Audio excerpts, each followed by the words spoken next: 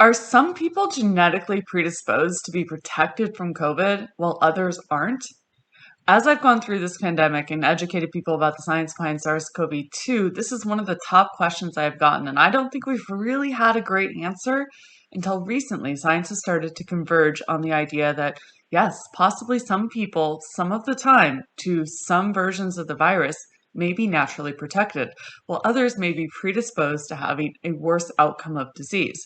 This can also go for vaccine protection, where some people naturally make more antibodies and have less vaccine breakthrough. So I'm going to walk you through the science behind this. Stick with me. Let's go. All right, I know I just said HLA, but they're also called MHC, major histocompatibility complexes as well. And that's because they're used to determine donor-to-donor matching for things like bone marrow donation or organ donation. And there are two different types, okay? So MHC class 1 is expressed on all nucleated cells, all right? So every cell that has a nucleus will be expressing MHC class 1, and it kind of gives the body, the immune system, a snapshot of what's going on inside that cell. So if that cell becomes cancerous or virus infected, a T cell or a natural killer cell, a CD8 positive cytotoxic T cell or an NK cell, natural killer cell, will come along and take a look at the protein right in that cleft, and it'll say something looks wrong. That's a virus protein. That's a virus infected cell. Or that looks like a really odd protein. It looks like cancer. And it will go ahead and it kills that cell. What's really interesting about NK cells is that if they don't see this protein at all, because some viruses are tricky and will downregulate it, they will go ahead and kill the cell anyway. So really what the body's looking for is normal proteins presented in this cleft, and then it will just move along and say, okay, you're fine. Now every cell in your body will express that, and that is a mechanism for how our immune system finds and eliminates viruses. So that is HLA types A, B, and C in MHC class 1. Now, MHC class 2 is a little more specialized. It's presented on antigen-presenting cells only. And these cells will go ahead and they gobble up things like dead and dying cells that could be cancerous as well, and or virus-infected cells or virus particles or vaccine particles. And so what these do is they have a specialized way of presenting those proteins that's slightly different than the MHC class 1, and they present it to something called CD4 positive T cells, which act as helpers to B cells. And B cells can also present MHC class 2 as well. They can act as antigen presenting cells, along with dendritic cells, monocytes, macrophages. These types of cells really can support an immune response. So that is the difference between these two. Now, humans have many of these genes. Let's talk about that next. We've got a lot of diversity in our population between these two. So the HLA genes are the most polymorphic, meaning the most diverse in the human genome. We all have different varieties and types. They have different snippets of DNA that have been changed over time. And much of this is thought to be driven by interaction with viruses and pathogens and evolutionary development over time. So every population has a wide variety of them. Some of them are more prevalent in certain populations, but not so much so that that population would ever get wiped out if they didn't have a good viral response across the board, or a poor viral response across the board. So HLA1, if we just focus on that because that is highly involved with the viruses as well, it has over 18,000 unique alleles that have been identified to date. That's 18,000 unique genes and ways that people present proteins on the surface of their cells. Now, each one of these molecules, remember the class 1 and the class 2, hold those proteins a little different, and they present slightly different proteins. So as you might imagine, some of these have been traced back to an increased prevalence in different diseases, and now potentially protection or higher susceptibility to SARS-CoV-2. Now again, because of that genetic diversity, different people are going to see and present the proteins from a virus like SARS-CoV-2 in different ways.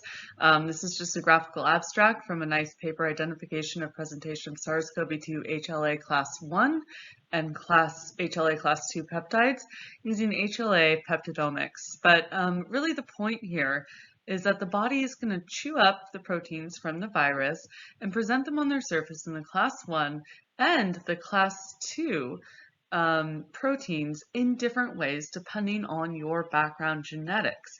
And because of that, different portions of the proteins found in SARS-CoV-2 and or even vaccines may bind better in some people's HLA class 1 and class 2 backgrounds than others. And this can have significant, potentially significant outcomes on how vaccines affect you and potentially how the virus affects you. All right, so now we're going to go over a review and a preprint article from the Hollenbach lab at UC San Francisco. And let's see what they found out about SARS-CoV-2 and how it impacts people.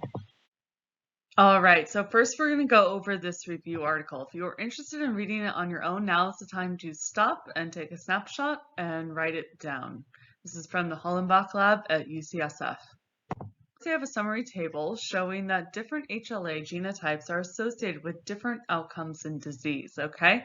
So here are either the class 1 or the class 2 alleles that have been reported in these references over here, with reference 21 being their reference from this lab, and we'll go over that in a second. And then it talks about the odds ratio with a confidence interval of 95%. Now, when that's above 1, that means it's going to be significantly associated with that. In this particular model. So here we have, let's just go with the first one, HLA type A1101, with an odds ratio that is significant, and it is predictive of more severe disease. And as you go down this list, you can see that different studies in different countries, now different people all over the world have these same HLA genotypes. They're not just relegated to one population, one race, or one country. They're actually pretty widely distributed, and they're not in an ultra high density in most populations, unless they've really not had a lot of exposure to the outside world. Let's say one particular tribe. Even then, it's not 100%. So anyway, some are affected, or some are associated with severe disease, some are associated with survival, some are associated with asymptomatic infection. That reference 21 that I just said came from this lab. And when they did the asymptomatic infection cutoff, it was not even a scratchy throat. That was considered a symptom. It was a very, very stringent cutoff. So these people were likely exposed to SARS-CoV-2 and really had no symptoms. And then you can see throughout here, there's other severe disease alleles, predictive alleles, and other asymptomatic reports, as well as other just kind of infection predilections. All right, let's move on. All right, so in this graphic, this is their next figure. They just wanted to indicate that the interplay between your genetic makeup, how this protein is being presented, matters with the variant of the virus that you've had. So if it was protective for you in one instance, it may not be protective against a different variant of the virus because the proteins of the virus can change, and it may not play as nicely as it did before with your particular genotype and how you present antigen. All right, and this is a modeling graphic. So this is predicted modeling of how well different proteins from different variants and mutations will bind and fit into that HLA genotype, okay? All right, so I hope that helps you understand a little bit around what they're getting at. Let's go take a look at the paper. All right, let's get into the preprint and see what the Hollenbach lab found. So go ahead and take a snapshot of the title if you must. A common allele of HLA mediates asymptomatic SARS-CoV-2 infection. You can go ahead and find this on Biomed Archives. Just type that into Google and it should pop right up for you. So this is what they figured out. This is the meat of the conclusion here. So HLA-B 1501 restricted T cells. Now from everything we've gone over, you should know that means those T cells are recognizing that class 1 MHC, and they can recognize either a healthy protein in it or kind of a fakakta protein if it's from a cancer cell, or a virus particle, right? Or a virus peptide snippet.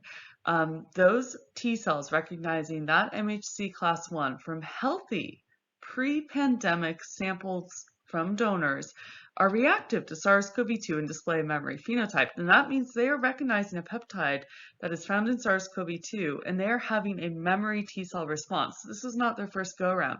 So how did that happen? All right, here's what they found, which is really cool.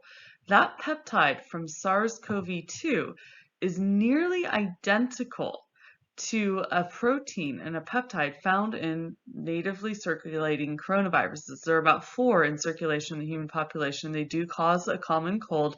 They do not land people in the hospital unless you're immunocompromised or elderly. And they have only 1 amino acid difference between them. But this did not affect their binding to that HLA B1501, and the T cells were recognizing them as if it was a prior coronavirus exposure. And so that may be the molecular basis as to why some people have a complete asymptomatic response when exposed to SARS-CoV-2. So that's pretty interesting, but it's really not a high percentage of people that have that particular genotype. I'll show you where to find those numbers next. And remember I talked about how other genotypes might be protective or not protective? I'm going to show you some data on that, and then we're going to tie this into people who have breakthrough infection post-vaccination, because there may be an HLA type that contributes to protection from breakthrough infection. All right, so as promised, if you'd like to look up allelic frequency of a particular HLA type, you can type in this website into Google, and you can go to HLA, and then you would search for HLA classical allele frequency search here. So you click on that, and you put in the different HLA types, and you'd see what percentage of them show up in different populations according to this database. It's a pretty extensive database. Now, let's talk about one more paper that shows that there is allelic susceptibility to more severe COVID infection and more protective alleles to COVID infection. So go ahead and write this down if you'd like to take a look at the paper yourself. This is not the first time this has been talked about with that preprint. This is published in Journal of Virology in 2020. All right, so global allele frequency. So this is an estimate of some of the different alleles in different places, and this is their corresponding amount of the SARS-CoV-2 antigen presentation according to the different alleles. So the ones that have a high ability to present SARS-CoV-2 are going to be up here at the top, and you can see there are 3 marked here. Ones that don't present it very well, but seemingly have a high global frequency are going to be down here at the bottom. Okay, so again, our semi-protective from symptomatic infection B1501, it's not a very high allelic frequency. It's, I believe, less than 1% in the United States. The highest percentage, according to that allelic database I showed you at first, was anywhere between 20 to 30% in a couple indigenous tribes, one of them in South America. So these alleles are not of high frequency in any population, pretty much by design, because you don't want one virus that can wipe you out. So over here on the left, we have the alleles that are relatively protective from SARS-CoV-2 infection according to that prior slide. All right, so that's their percentage, estimated percentage globally, and the places where they show up most frequently. So you can see for the protective ones, you actually have quite a few in South Africa, concentrated there, in Africa in general. For alleles that were not as protective and led to higher susceptibility potentially to SARS-CoV-2, severe SARS-CoV-2 infection, these are their estimated percentages globally, and some of the places where they are found more predominantly in the population. So you can see how different populations may in general have slightly different responses overall to SARS-CoV-2 infection, and that comparing one group directly to another may be a little misleading. All right, so last but not least, let's talk about vaccination in SARS-CoV-2 responses with different HLA haplotypes. So this is a really interesting paper published in Nature Medicine, October 2022, just last year. Go ahead and write it down if you want to take a look at it later. And what they found was fascinating. So post-SARS-CoV-2 vaccination, they did a genome-wide search for associated genes that matched up with people who had high IgG titers that were against the receptor binding domain of SARS-CoV-2 spike protein. So neutralizing the antibodies with different genotypes. And then they found kind of a lot of them clustered on the HLA genotype, and they said, okay, which HLA? And it turned out to be this HLA-DQB okay? That had a very high association with neutralizing antibodies to the spike protein.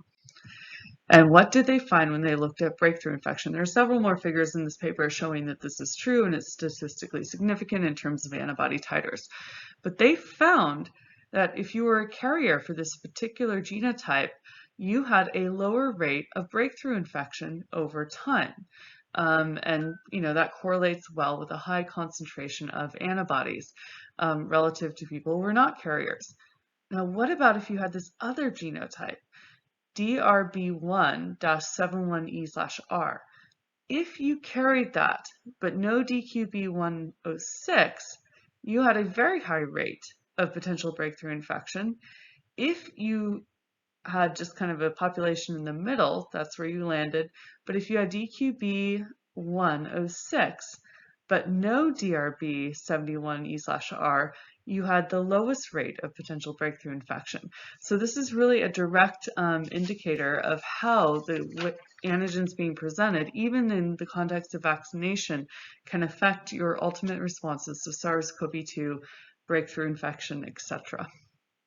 All right, guys, so I hope that was really instructive around how your immune system can kind of see an antigen or see a protein and then interact with it in a way that may change your immune response to a particular virus or even a vaccine relative to, your next door neighbor or your spouse or someone you're not closely related to.